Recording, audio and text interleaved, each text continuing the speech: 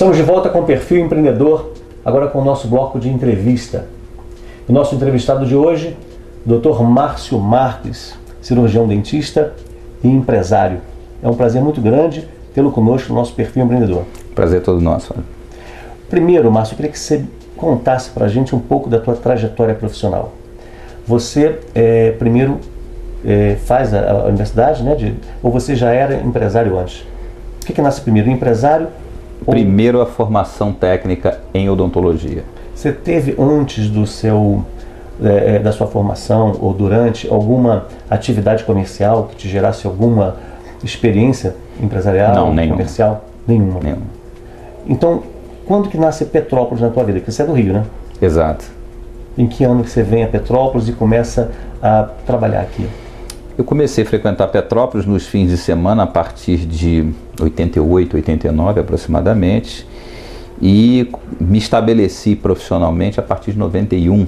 Né? O primeiro vínculo que eu tive com a cidade profissional foi através da prefeitura, especificamente no pronto-socorro, onde eu comecei a observar que havia um mercado de odontologia que poderia me absorver em nível particular. E a partir daí, então, surgiu a oportunidade de me introduzir profissionalmente na cidade dentro de uma filosofia de odontologia privada. E quando você começa a montar o seu consultório aqui, o que te faz você investir no seu consultório? Porque abrir um consultório já é a primeira iniciativa empreendedora, né? Exato. Porque não é só ser dentista, a partir do momento que o profissional passa a ter um custo, né?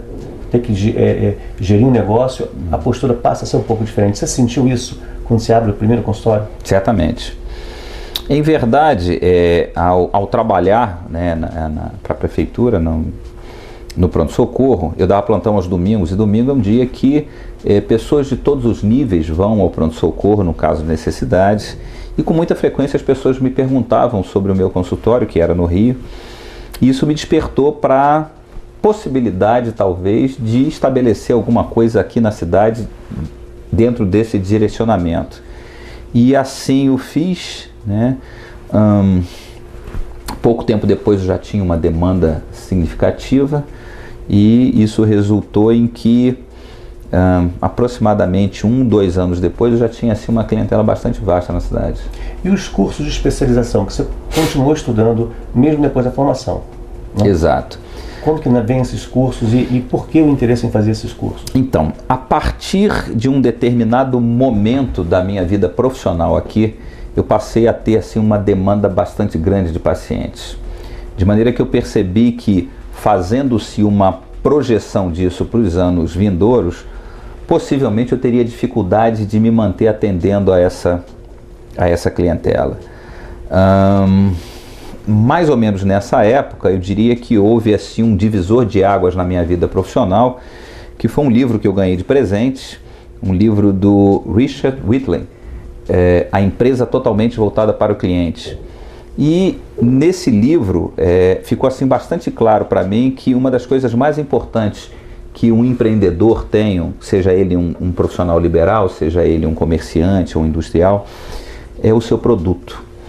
E a partir das percepções desse livro, ficou claro de que eu tinha que investir no meu produto.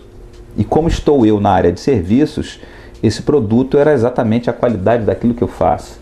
A partir daí, então, eu fui buscar formação e treinamento na universidade para que eu pudesse trazer isso para dentro do meu consultório e futuramente expandir isso na forma de clínicas que permitisse que eu tivesse como foco principal alguma coisa em que houvesse um valor agregado significativo.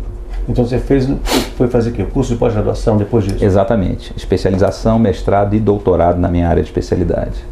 Quando você foi buscar também o mestrado e doutorado, você tinha interesse em dar aulas ou o objetivo era formatar o produto, ter um produto que fosse de excelência? Inicialmente, buscar um produto de excelência focado no atendimento ao meu público-alvo, ou seja, ao paciente. E em meio à formação de mestre, né, surgiram oportunidades de que eu efetivamente abrisse esse segmento profissional na área acadêmica, né, e que permitiu que a gente expandisse os nossos horizontes profissionais, também empreendendo nesse sentido. Agora, isso tudo na área odontológica, mestrado e doutorado na área odontológica. E quando você começa a estudar a questão empresarial, quando que nasce uma formação e um caráter mais profissional dentro dessa área empresarial? A partir da percepção de que, num determinado momento da minha carreira profissional, se eu não aprendesse a administrar o que estava acontecendo, possivelmente eu ficaria bastante limitado. Uma coisa assim bastante importante que me ocorreu foi a percepção de que um profissional liberal, especificamente o dentista, ele imagina que ele efetivamente produza dinheiro fazendo procedimentos, quando na verdade o que nós vendemos é o nosso tempo. E como o tempo é limitado, significa que o seu crescimento está limitado por esse tempo. Então o grande desafio foi fazer com que, de alguma forma, através de um esquema empresarial e através de um esquema de clínica integrada, eu pudesse multiplicar esse tempo. Eu pudesse fazer com que essas horas que temos para produzir possam ser multiplicadas através da ação de outros profissionais, né? O que a gente chama de clínica integrada hoje é uma experiência que vem de fora já de bastante tempo e que está diretamente associada ao conceito de shopping center. As pessoas vão ao shopping center por quê? Porque elas estacionam o carro num único estacionamento e dentro daquele espaço, tudo aquilo que elas precisam está ali à disposição, né? Não se perdendo tempo em deslocamentos, né? Tem a questão da segurança, tem o ambiente que agrada a pessoa. A partir daí a gente então procurou trazer esse conceito para a odontologia, de forma que o indivíduo possa, em um único lugar, ter acesso a todas as especialidades. Isso, para o paciente, é uma grande vantagem. Por quê? Vou citar só um exemplo típico do que eu vivenciava como um clínico tradicional, né?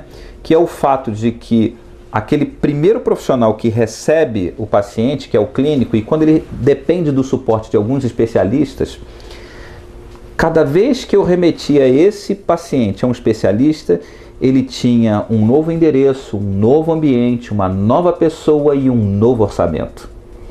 De maneira que se eu tivesse um indivíduo que necessitasse de ser tratado por mais 2 ou 3 especialistas em lugares diferentes, havia uma série de questões para esse indivíduo gerenciar, inclusive novos orçamentos, né? A partir do momento que se cria um ambiente onde essas pessoas trabalham num ambiente único, isso para o paciente é extremamente vantajoso, porque ele vai a um único lugar, onde a equipe tem uma comunicação muito mais próxima e onde, para esse indivíduo, é possível gerenciar um único custo. E isso acaba favorecendo bastante as pessoas a terem acesso à odontologia de bom padrão, né, e sem as dificuldades adicionais de custos que vão se somando ao mesmo tempo. Então, a partir daí, a gente imaginou que realmente seria a hora de trazer esse conceito, né, para o nosso dia a dia, agregando profissionais assim com boa formação, num bom ambiente, para que a gente pudesse realmente viabilizar esse novo modelo. Agora, eu vejo uma habilidade de relacionamento que já nasceu contigo, quer dizer, que você já apresentava lá trabalhando no pronto-socorro. Porque Sim. À medida que os pacientes te perguntavam onde era o teu consultório, isso já deixa claro que uma facilidade de relacionamento, que é fundamental também do profissional. Sem dúvida, né? Durante a nossa graduação, certa vez, um professor da área de ergonomia colocou no quadro uma equação, né, onde dizia que sucesso profissional é igual a conhecimento técnico mais venda de serviços, né? De maneira que, para se obter o sucesso, é importante ter uma boa formação técnica. É importante que a gente saiba o que está fazendo, fazer um bom diagnóstico, um bom tratamento. Mas é preciso também que se saiba vender esse produto de boa qualidade. Caso contrário, a gente pode até obter algum sucesso, mas não teremos o melhor resultado. Então, a partir daí, é necessário que a gente entenda que é necessário saber vender os serviços, né? E, lamentavelmente, na formação do profissional de saúde, a parte de venda de serviços é uma coisa relegada a segundo plano. E a partir dessa percepção, então, nós fomos buscar na Fundação Getúlio Vargas, em algumas literaturas voltadas especificamente para a área de administração de empresas e de vendas, né, o conhecimento necessário, né, e daí a formação em marketing e tudo mais, que nos permitiu criar um novo canal de favorecimento da questão da venda de serviços. Então, mesmo depois dessa formação odontológica, com doutorado, com mestrado, você foi buscar mais informação na área empresarial? Na verdade, isso aconteceu paralelamente.